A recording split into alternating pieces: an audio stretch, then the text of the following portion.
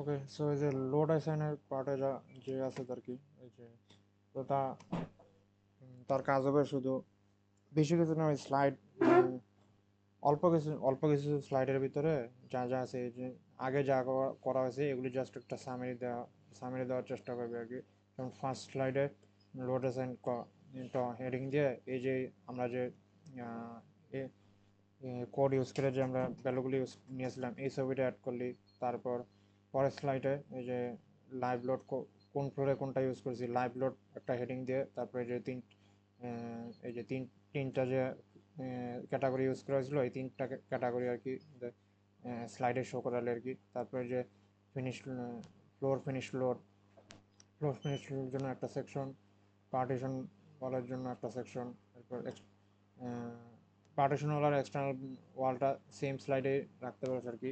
তারপরে যে water tank load এরকম আর কি। তো এক স্লাইডে যতগুলি পাওয়া যায় দুই তিনটা এই ছবি বা যা পারা যায় আর কি এইভাবে অ্যাড করে দিলি আর কি। এলিভেটর লোড, ডায়াফ্রাম আর কি সব তো আর এখানে যেমন পার পেজে একটা করে পেজ দেখেছি এরকম তো আর এত বড় করে দেখানো লাগবে নাকি, জাস্ট একটা স্লাইডে দুই তিনটা করে সেকশন করে বা তোর মতো তুই যেভাবে প্রেজেন্টেশন ভালো হয় আর কিভাবে শো করালি আর কি। তারপর এরপরটাই যে আর্থকোয়েক লোড, উইন্ড লোড, এটা একটু ইম্পর্টেন্ট আর কি। আর্থকোয়েক লোড সেকশনে আর কি এই এই ছবিটা দিলি,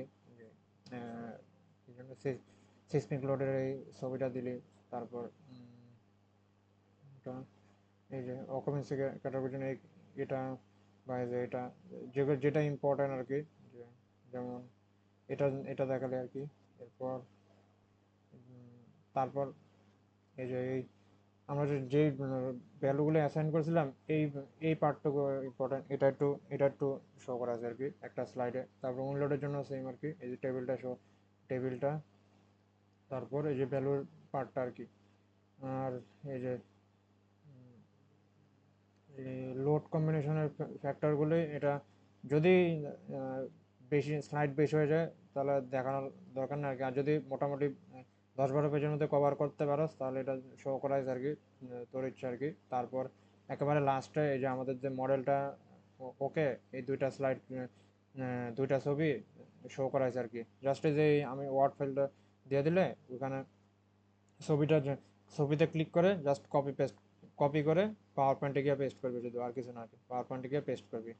এটা হলো কাজ আর কি পাওয়ার পয়েন্ট প্রেজেন্টেশনের জন্য। ওকে, ধন্যবাদ, এতটুকু।